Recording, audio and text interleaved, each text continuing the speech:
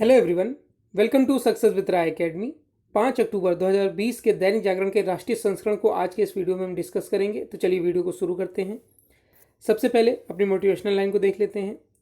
कामयाबी कुछ नहीं, बस एक नाकाम व्यक्ति के संघर्ष की कहानी है। देखिए, सफलता का अनुभव आप तभी कर सकते हैं जब आपने नाकामी देखी हो और उस नाकामी को सफलता में बदलने का प्रयास किया हो।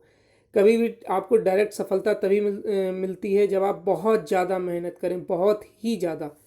अगर आप स्टूडेंट हैं तब तक आपको सफलता नहीं मिलती जब तक आपकी पढ़ाई में निरंतरता नहीं होती है। देखिए, जितने भी सफल व्यक्ति हैं, जितने भी स्टूडेंट हैं, उनके इंटरव्यू में या आपने कभी भी पढ़ा होगा कि वो निरंतर 2 घंटे या 4 घंटे अगर ही पढ़ते हैं वो तो रेगुलर पढ़ते हैं, सेट पेपर रेगुलर लगाते हैं, रिवीजन रेगुलर करते हैं। तो ये कुछ आदतें होती हैं जो सफलता की ओर हमें जल्दी ले जाती हैं। और अगर नाकामयाब होते हैं तो उसके पीछे जो कारण है उसको आप देखिए कि आपने क्या गलती करी थी और उसको दूर करने की कोशिश करिए। तो चलिए वीडियो को शुरू करते हैं। न्यूज़पेपर को सबसे पहले नेशनल न्यूज़, 3 नेशनल न्यूज़ है हमारे लिए। पहली न्यूज़ है कि जीएसटी रिटर्न नियमों में बदलाव के संकेत। दूसरी न्यूज़, जुलाई तक 25 करोड़ लोगों को वैक्सीन। और भारत चीन कोर कमांडर स्तर की वार्ता 12 को। पहली न्यूज़ से शुरू करते हैं। सरकार जीएसटी रिटर्न से जुड़े कई नियमों में बदलाव करने जा रही है। यह बदलाव टैक्स चोरी पर रोक के साथ कारोबारियों को सहूलियत देने के लिए किया जा रहा है। सूत्रों के मुताबिक सोमवार को जीएसटी काउंसिल की बैठक में रिटर्न संबंधी नियमों के बदलाव पर फैसला हो सकता है। बैठक में आयुर्वेदिक सैनिटाइजर पर जीएसटी दरों में बदलाव पर फैसला संभव है। रिटर्न संबंधी बदलाव प्रस्तावित नियमों के मुताबिक कारोबारियों को GSTR-3B रिटर्न फाइल करने से पहले GSTR-1 फाइल करना अनिवार्य होगा। अभी GSTR-3B रिटर्न फाइल करने के बाद भी कारोबारी GSTR-1 रिटर्न फाइल करते हैं। जीएसटी विशेषज्ञ एवं चार्टर्ड अकाउंटेंट प्रवीण शर्मा के मुताबिक GSTR-1 में व्यापारियों को यह दिखाना होता है कि उनकी बिक्री कितनी हुई है। वहीं GSTR-3B में कारोबारी परचेजिंग टैक्स व बिक्री पर बनने वाला टैक्स को दिखाते हैं। नए नियम से सरकार को यह पता चल जाएगा कि जो बिक्री हुई है उसके हिसाब से टैक्स दर्शाया गया है या नहीं। पैन और आधार से जुड़े जिस खाते का जीएसटी नंबर लेने में इस्तेमाल किया गया है, अब उसी खाते में जीएसटी रिफंड आएगा। दूसरी न्यूज़ है, जुलाई तक 25 करोड़ लोगों को वैक्सीन। कोरोना महामारी के विरुद्ध चल रही जंग के बीच एक अच्छी खबर है। अगले साल जुलाई तक देश में कोरोना वैक्सीन की 40 से 50 करोड़ खुराक आने और 20 से 25 करोड़ लोगों का टीकाकरण हो जाने का अनुमान है। टीकाकरण के लिए राज्य सरकार से अक्टूबर के अंत तक प्राथमिकता सूची लेने के लिए फॉर्मेट तैयार हो रहा है। केंद्रीय स्वास्थ्य मंत्री हर्षवर्धन ने रविवार को यह जानकारी दी है। सोशल मीडिया फॉलोअर्स के साथ संडे संवाद प्लेटफॉर्म पर चर्चा के दौरान केंद्रीय मंत्री ने टीकाकरण से जुड़ी कई जानकारियां साझा की हैं। उन्होंने बताया कि विशेषज्ञों का उच्च स्तरीय समूह एक फॉर्मेट तैयार कर रहा है जिसके तहत राज्य टीकाकरण को लेकर अपनी प्राथमिकता बताएंगे। इसमें स्वास्थ्य सेवा से जुड़े लोगों को प्राथमिकता में रखने की बात है। इसमें सरकारी के साथ साथ निजी अस्पतालों के कर्मचारी, नर्स, पैरामेडिक्स, सैनिटरी स्टाफ, आशा, निगरानी अधिकारी और कोरोना मरीजों की टेस्टिंग व ट्रेसिंग से जुड़े लोग शामिल होंगे। राज्यों से ब्लॉक स्तर पर टीका पहुंचाने के लिए जरूरी कोल्ड चेन एवं अन्य इंफ्रास्ट्रक्चर की जानकारी भी मांगी गई है। नेक्स्ट न्यूज़ है, भारत चीन कोर कमांडर स्तर की वार्ता 12 को। पूर्वी लद्दाख में वास्तविक नियंत्रण रेखा पर तनाव कम करने के लिए भारत और चीन की सेनाओं ने कोर कमांडर के बीच 7वें दौर की बातचीत 12 अक्टूबर को हो सकती है। घटनाक्रम से जुड़े लोगों ने बताया कि इस दौर की बातचीत का मुख्य एजेंडा पूर्वी लद्दाख में टकराव के सभी बिंदुओं से सैनिकों को हटाने की रूपरेखा तैयार करना है। दोनों पक्षों के बीच LAC पर शांति व्यवस्था बरकरार रखने और अगले 4 माह के दौरान तनाव बढ़ाने वाली कार्रवाई से बचने के मुद्दे पर भी बातचीत हो सकती है। दोनों देशों की सेनाओं के बीच कोर कमांडर स्तर की आखिरी बातचीत 21 सितंबर को हुई थी। इसमें दोनों ही पक्ष अग्रिम मोर्चे पर और सैनिकों को नहीं भेजने, एक पक्षीय तरीके से हालात को बदलने से बचने और हालात को और गंभीर बनाने वाला कोई कदम नहीं उठाने पर सहमत हुए थे। तो ये नेशनल न्यूज़ थी 3 हमारी। अब नेक्स्ट पेज पर आते हैं। नेक्स्ट पेज है इंटरनेशनल पेज। इंटरनेशनल पेज में एक न्यूज़ है हमारे लिए, बिडेन ने ट्रंप पर बनाई 10 अंकों की बढ़त। अमेरिकी राष्ट्रपति डोनाल्ड ट्रंप के कोरोना संक्रमित होने के बाद उनकी लोकप्रियता में गिरावट आई है। राइटर और IPSOS द्वारा किए गए सर्वेक्षण में डेमोक्रेटिक प्रत्याशी जो बिडेन ने अपने रिपब्लिकन प्रतिद्वंदी ट्रंप पर 10 अंकों की बढ़त बना ली है। सर्वे में शामिल अधिकांश लोगों का मानना है कि ट्रंप अगर संक्रमण को गंभीरता से लेते तो यह बीमारी से बच जाते। रविवार को जारी यह जनमत संग्रह 2 से 3 अक्टूबर के बीच किया गया है। 3 नवंबर को वोट डालने वाले वयस्क मतदाताओं में से 51% ने बिडेन के पक्ष में मतदान करने की बात कही है, जबकि 41 ने ट्रंप का समर्थन किया है। ये इंटरनेशनल पेज की एक न्यूज़ थी। अब नेक्स्ट पेज पर आते हैं। नेक्स्ट पेज हमारा बिजनेस पेज।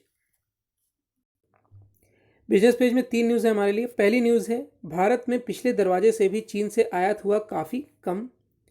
दूसरी न्यूज़ है, भारतीय कंपनियों के लिए बढ़ा सिंगापुर का महत्व। और सितंबर में FPI ने की निकासी। पहली न्यूज़ से शुरू करते हैं। भारत सिर्फ चीन से ही नहीं, इस पड़ोसी देश के साथ मुक्त व्यापार समझौते के किए हुए देशों से भी आयात घटाने में कामयाब हो रहा है। चालू वित्त वर्ष की पहली छमाही यानी अप्रैल से सितंबर 2020 में चीन से होने वाले आयात में पिछले वर्ष की समान अवधि के मुकाबले 24.51% की गिरावट आई है। चीन से FTA किए हुए वियतनाम, थाईलैंड व इंडोनेशिया जैसे देशों से भी भारत को हुआ निर्यात घटा है। चीन अपना सामान भारत में खपाने के लिए इन देशों का इस्तेमाल करता रहा है। हांगकांग के रास्ते भी चीन के सामान का काफ़ी अधिक आयात किया जाता है। पिछले कुछ समय के दौरान उसमें भी कमी दिख रही है। इस वर्ष 31 सितंबर से आयात के लिए अनिवार्य कर दिया गया है कि वे भारत के साथ FTA रखने वाले देशों के सामान मांगने पर उत्पादन करने वाले मूल देश के सर्टिफिकेट दिखाएंगे। वाणिज्य मंत्रालय के मुताबिक चीन में निर्मित कई प्रकार के इलेक्ट्रॉनिक्स आइटम वियतनाम के रास्ते भारत में आते हैं, क्योंकि उसका भारत के साथ भी FTA है। दूसरी न्यूज़ है, भारतीय कंपनियों के लिए बढ़ा सिंगापुर का महत्व। सिंगापुर के कानून मंत्री के षणमुगम ने कहा है कि मध्यस्थता विवाद निपटान का एक प्रभावी तरीका है। उनके मुताबिक मध्यस्थता पर नई संधि से भारतीय कंपनियों के लिए सिंगापुर का महत्व बढ़ेगा। मध्यस्थता पर सिंगापुर संधि सितंबर से लागू हुई है। यह सिंगापुर के नाम पर संयुक्त राष्ट्र की पहली संधि है। यह भारत और अन्य देशों से आपसी व्यावसायिक और बड़े कारपोरेट विवादों को निपटाने में मध्यस्थता का प्रभावी तरीका मुहैया कराती है। अब नेक्स्ट न्यूज़ पर आते हैं। सितंबर में FPI ने की निकासी। विदेशी पोर्टफोलियो निवेशकों यानी कि FPI ने सितंबर में भारतीय पूंजी बाजारों से 3,419 करोड़ रुपए की निकासी की है। इससे पहले लगातार 3 महीनों तक विदेशी निवेशक भारतीय बाजार में शुद्ध खरीदारी कर रहे थे। अमेरिका में राष्ट्रपति चुनाव से पहले अनिश्चितता और कोरोना वायरस के बढ़ते मामलों के बीच विदेशी निवेशकों ने सितंबर के बिकवाली का जोर दिया। डिपॉजिटरी आंकड़ों के मुताबिक FPI ने सितंबर में इक्विटी बाजार में से शुद्ध रूप से 7,783 करोड़ रुपए निकाले हैं। इस दौरान उन्होंने कर्ज या बॉन्ड्स बाजार से 4,364 करोड़ रुपए डाले हैं। इस तरह उनकी शुद्ध निकासी 3,419 करोड़ रुपए रही है। इससे पहले विदेशी पोर्टफोलियो निवेशकों ने जून, जुलाई और अगस्त में शुद्ध रूप से निवेश किया था। उन्होंने अगस्त में भारतीय पूंजी बाजार में 46,532 करोड़ रुपए डाले थे। जुलाई में उनका निवेश 3,301 करोड़ रुपए और जून में 24,053 करोड़ रुपए रहा था। तो ये बिजनेस पेज की 3 न्यूज़ थी। अब नेक्स्ट पेज पर आते हैं। नेक्स्ट पेज है हमारा एडिटोरियल पेज। एडिटोरियल पेज में 3 आर्टिकल हैं। पहला आर्टिकल है, किसानों को बरगलाने वाली मुहिम। कृषि सुधारों को लेकर जो विरोध हो रहा है वह उसी निरर्थक आर्थिक मॉडल से कुप्रेरित है जो बाजारों की भूमिका को खोखला कर निहित स्वार्थी तत्वों को लाभ पहुंचाता है। इसी पर लिखा गया आर्टिकल, और यह आर्टिकल लिखा है भारत सरकार के मुख्य आर्थिक सलाहकार कृष्णमूर्ति सुब्रमण्यम द्वारा। दूसरा आर्टिकल है, लैंगिक समानता का मनमाना मतलब। यह देखने में आ रहा है कि यदि मित्रता के बाद पुरुष शादी के वादे से मुकर गए तो उनके विरुद्ध दुष्कर्म के मामले दर्ज हो जाते हैं। इसी पर लिखा गया है आर्टिकल, और यह आर्टिकल लिखा है समाजशास्त्री डॉक्टर ऋतु सारस्वत द्वारा। तीसरा आर्टिकल है, बिचौलियों की तरफदारी। कृषि कानून सुधार में जिस तरीके से विपक्ष बिचौलियों की तरफदारी कर रहा है वो भारतीय किसानों के लिए उचित नहीं है। इसी पर लिखा गया है तीसरा आर्टिकल। पहले आर्टिकल से शुरू करते हैं। कृषि क्षेत्र में हुए आधारभूत सुधारों का विरोध घिसे पिटे निरर्थक आर्थिक मॉडल के आधार पर ही किया जा रहा है। यह वही मॉडल है जिसमें हमें प्रतिस्पर्धी बाजार के लाभों से वंचित रखा है। समाजवाद की बेसवाद चाशनी में डूबे इस मॉडल ने कभी भी भारत का उसकी नियति से साक्षात्कार नहीं होने दिया है। भारत को कैसे इस निरर्थक मॉडल के चलते दशकों तक समृद्धि के मोर्चे पर भारी कीमत चुकानी पड़ी, यह समझने के लिए हमें ब्रिटिश अर्थशास्त्री एंगस मैडिसन ने के आर्थिक इतिहास संबंधी अध्ययन को समझना होगा। उन्होंने बताया कि ज्ञात मानवीय आर्थिक इतिहास के एक बड़े हिस्से में वैश्विक जीडीपी में 1/3 योगदान करने वाली भारतीय अर्थव्यवस्था ने कैसे अपनी चमक खो दी है। उनके अनुसार इसमें पहले ब्रिटिश राज और बाद में समाजवादी प्रभाव वाली हमारी नीतियों का बड़ा योगदान रहा है। उन्होंने बाजार व्यवस्था को खोखला कर दिया है। वित्त वर्ष 2019-20 की आर्थिक समीक्षा में इसे स्पष्ट रूप से दर्शाया गया है। उसका सार यही है कि अतीत में भारत जो भी आर्थिक बढ़त हासिल की थी उसके भरोसे के भाव के साथ बाजार की जुगलबंदी का अहम योगदान था, जिससे भारत की परंपराओं से शक्ति मिलती रही है। लोगों को मशहूर फिल्म अ ब्यूटीफुल माइंड जरूर याद होगी। इस फिल्म का ताना बाना अर्थशास्त्र के लिए नोबेल पुरस्कार जीतने वाले जॉन नैश के चरित्र के आधार पर बुना गया है। नैश ने अपने शोध में दर्शाया था कि किसी विक्रेता के पास विकल्प बढ़ाने का क्या अवसर होता है। यदि कोई विक्रेता पूरे भरोसे के साथ खरीदार क के बजाय खरीदार ख को अपना उत्पाद बेच सकता है तो उसे अपने उत्पाद के लिए बेहतर कीमत मिल सकती है। यदि विक्रेता के पास कोई विकल्प ही ना हो तो खरीदार अपने अधिकार का मनमाना इस्तेमाल करेगा।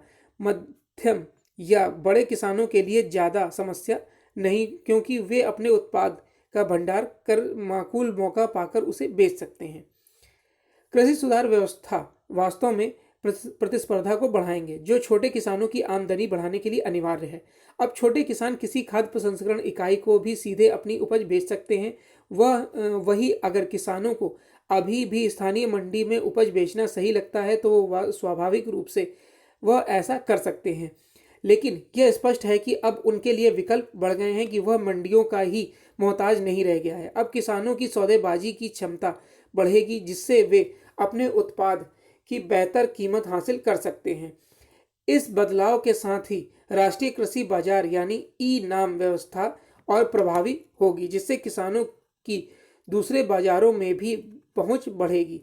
देश भर की मंडियों में उत्पादों की हर समय सटीक कीमत की जानकारी के साथ छोटे किसान अपने उत्पादों के लिए बेहतर मसौदा कर सकते हैं। ऐसे में प्रश्न उठता है कि इन सुधारों से किसका अहित हो रहा है। इसमें बिचौलियों और उनसे फायदा उठाने वालों का ही नुकसान है। दूसरा आर्टिकल है लैंगिक समानता का मनमाना मतलब। पिछला महीना कुछ ऐसे प्रश्नों को छोड़ गया जिस पर शायद ही समुचित ध्यान दिया गया हो। 2 महत्वपूर्ण खबरें समाचार पत्र में छपी थीं, पर पूर्वाग्रहों से ग्रसित समाज पर ध्यान उन पर नहीं गया, क्योंकि ये खबरें सनसनी नहीं फैलाती थीं। पहली खबर उच्चतम न्यायालय के उस फैसले से जुड़ी है जिसमें लिव इन रिलेशन में रहने वाली युवती ने अपने साथी पर दुष्कर्म का आरोप लगाया था। इस मामले में झारखंड उच्च न्यायालय ने युवक को सजा दी थी। उच्चतम न्यायालय ने फैसले को पलटते हुए कहा कि महिला का आरोप है कि उसका यौन शोषण हुआ, लेकिन तथ्यों को देखकर यह कहा जा सकता है कि कोई भी महिला चाकू की नोक पर यौन शोषण होने के बाद आरोपित को प्रेम पत्र नहीं लिखेगी और न ही उसके साथ 4 साल तक लिव इन रिलेशन में रहेगी।